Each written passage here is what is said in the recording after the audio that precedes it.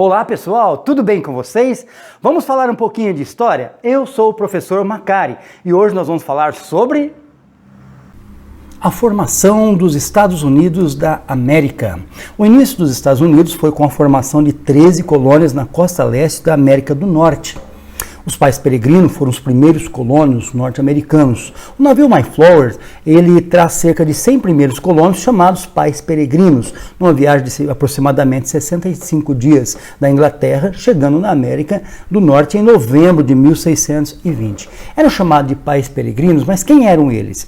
Eles eram puritanos, separatistas, na verdade protestantes bastante rígidos em sua religião, que fugiam do poder político e religioso inglês anglicano e das crises econômicas que ocorriam na Europa.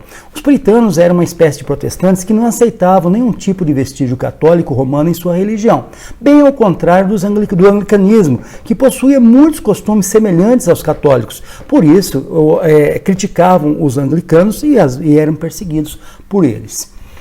A colonização ela começa pelo leste da América do Norte, no litoral do Oceano Atlântico. O governo inglês permite, a princípio, a colonização da América do Norte como um sistema de uma espécie de autogoverno, que é um comércio triangular. A colônia se auto-administrava, sem muita interferência da metrópole, eram livres para comercializar com mercadores não ingleses, inclusive do continente africano, da Europa e outras localidades. Dois modelos foram colocados para a colonização. Ao norte e ao centro-norte, somadas as duas, tinham 8 colônias, era um modelo de povoamento. Eram minifúndios, pequenos territórios com trabalho livre, produção mais voltada para o mercado interno e uma variedade na produção. Ao sul eram outras 5 colônias, no entanto, o modelo aqui era de colonização no sentido da exploração. Latifúndios, grandes territórios de terra com trabalho escravo, produção para exportação e a monocultura, ou seja, a produção geralmente de um tipo de cultura para ser vendido para o exterior. Era uma espécie de plantation.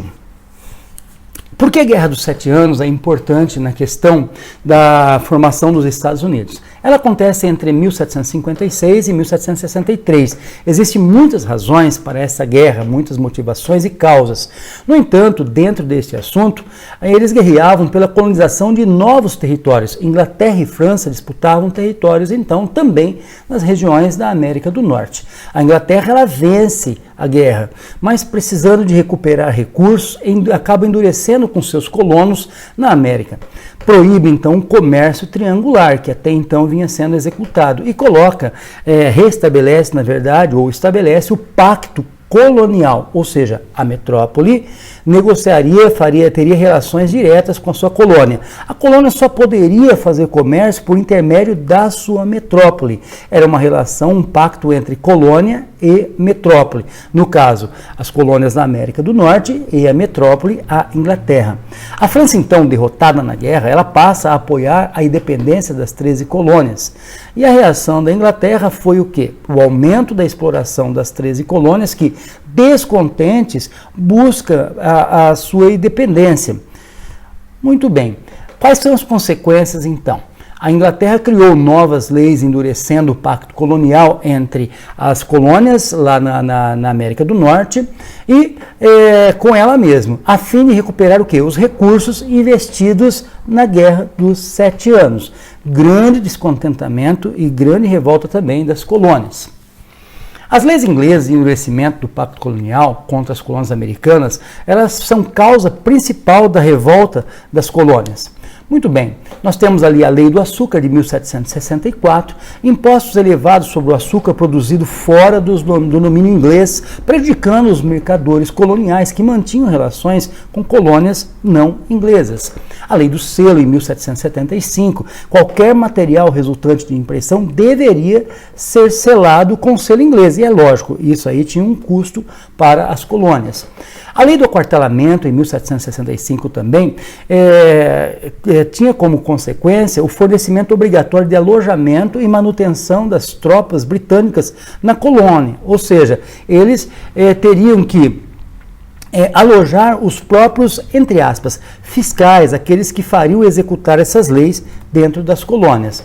E a lei do chá de 1773, toda a intermediação do chá importado das Índias deveria ser da metrópole e não mais diretamente entre colônia e as Índias. Isso causava um prejuízo econômico muito grande para as colônias. Além disso, nós temos ali as ideias iluministas, que a partir da França, elas ocorrem ali na América do Norte. A ideia aqui era dentro da política econômica, que as colônias defendiam o liberalismo econômico, a liberdade de mercado, mas para isso elas precisariam de quê? De buscar a sua própria independência.